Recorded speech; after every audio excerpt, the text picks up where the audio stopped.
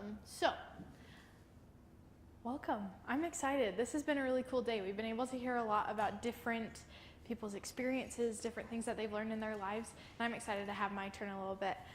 So, like Amelia said, I am an event coordinator. I work for the Power to Become conference. I'm also a volunteer for the Get Connected program. I'm their social media manager right now, and I have also done their event planning for them as well. I just got off my internship. I'm a huge baseball fan, and I worked for the Sacramento River Cats, and that was an amazing experience. I'm also a sister. I am the oldest of 4 siblings. I have my younger brother, Jaron, the redhead, and then Madison and Connor, and they are crazy, and they are so much of what I hope to be and more, and they've been able to help me a lot in my journey in life, and we call each other our built-in best friends.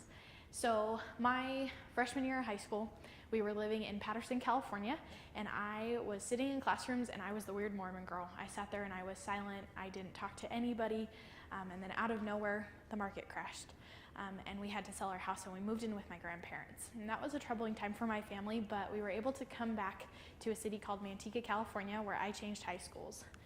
Now, this is my crazy high school. This was my junior year. That's me right there.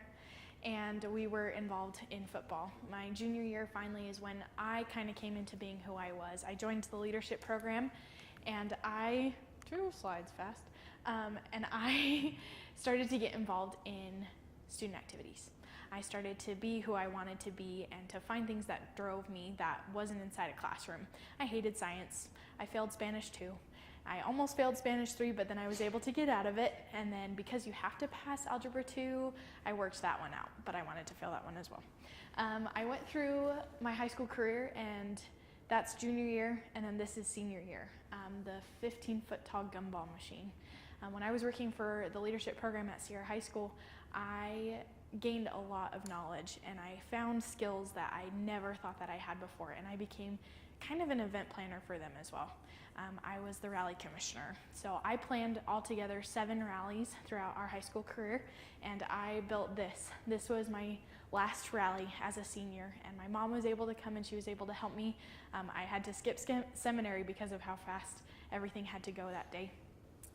And that was also the day that I found out I got into BYU Idaho. I had no drive to go to college. I had no willingness to go and study anything else because of how I felt in the classroom, but I knew that I had something that I loved. I just didn't know how I was going to do it. Now, my mom, in this picture, she helped me the whole time that I was a rally commissioner, but also throughout my life, she's been a wedding planner, she's been camp cook, she's been so many different things in my life, and she's kind of been an event planner with having 4 crazy kids, and she's taught me a lot as well. So then I come up to college. This is me at my apartment. I was very, very excited. And I got a job. I got a really cool job with the Power to Become conference. My boss came up to me and he kind of said, we have this new project and we know that you have this passion and drive. You don't really know how you're going to get there, but I think this is a good start. So I started working with them. And this was the first ever Power to Become conference. This is when we tried to feed way too many people in a way too short amount of time, but we learned a lot. And that was a really cool experience. Those lanterns, that crazy thing that they do every single time, that's 325 lanterns. And the first time we ever did it, it took 4 hours of just hanging them. We've now gotten it down to 2.5. I'm very proud of that. But that was my big idea, is that I wanted a huge installment in the Heart Building, and I didn't know how I wanted to do it, but I tried to figure it out. And needless to say, there were many phone calls between me and my mother trying to figure it out. Now, another person that's been super influential, you know Madison, she's my sister, but this man right here, that's my grandfather. We moved in with him, like I said, my sophomore year of high school, and he instilled in me a love for sports. Now, you saw the 2 pictures of my brothers, and they are not sports guys at all. They like books and they like video games, and they hate sports. So the minute that I showed any interest at all, he took me to my first ever baseball game. And the minute that I started liking baseball, it evolved into World Series and jerseys and basketball and Super Bowl parties and all of these different things. This is the last game that I was able to go to right before I came up to college, and this is the 2 World Series trophies that the Giants had won before I came up to school, and then they won one while I was here. And more than anything, I learned what a team was. I learned what a family could be united around a sports team and around a common goal that wasn't exactly typical. So I learned that. I came up to college and I started my job after that, and I worked with the Power to Become conference, the career fair, the major fair, and that's what I do. Well then, as I'm sitting in this job, I had an opportunity that I was sitting in a meeting and I was talking baseball with all of these, older guys that work here at the university, and I was talking baseball right along with them. And they were really surprised. Now, Brother Lane Muranaka sat me down and he said, I have an opportunity for you. And he convinced me for an hour and a half to go to the PBEO conference, which is the Professional Baseball Employment Office or whatever. And they host this huge job fair every year where there's over 400 applicants and there's about 1,000 jobs available. Hardly anyone goes, but BYU Idaho goes every year. And at this point, I'm a sophomore in college, still have no idea what I want to do, but I went and I applied. And I was pretty driven and confident in what I was doing. I didn't think I'd get any offers. I was able to sit through 6 interviews, and I got offers from Omaha Storm Chasers,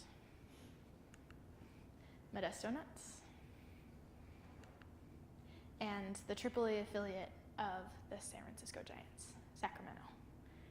And that's where I started my journey. That's where I went to Sacramento and I learned what I really loved.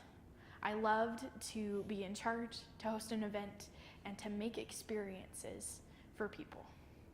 So then I came back and I didn't have much else to do. I sat in my office and I was like, there's no sports at BYU Idaho, what do I do? But needless to say, I'm the first ever sophomore they've ever hired. That was right at the time when they were switching their affiliation from the A's to the Giants, and there was so much more in store for me. Now, this last year, I went again because Brother Lane Muranaka said, I have an extra slot for a girl, let's have you go. Now this time I was a little bit more prepared and I had a better resume and I had another baseball team on my resume, and I got offers from Pittsburgh Pirates, baseball, Sacramento Kings, basketball, Boston Red Sox, baseball, San Francisco 49ers football, Atlanta Braves, baseball, San Diego Chargers, and they've actually called me 3 times since I've been back, football, and I got an offer from the San Francisco Giants to come work for them in November. My friends, a lot happens in life and you are prepared for it that you may not exactly understand. I didn't know that when I volunteered for Get Connected and I did all of these events that I would be comfortable standing in a baseball stadium, having the lights on me, singing the national anthem. I didn't know that I'd be comfortable playing golf with a major league pitcher. And I had never played golf in my life. But I was prepared. So now I'm back. I'm back. And I have so much more in store for me, and I recognize that I've been prepared. There's a quote that my dad used to say, and it says, life is what happens when you're making other plans. My friends, I didn't make the plans that I've had, but they've come and I've been prepared for them. Think back to who you were and think to who you are now and how you've been prepared. Other plans are in store for you, and other plans have happened that you didn't know before.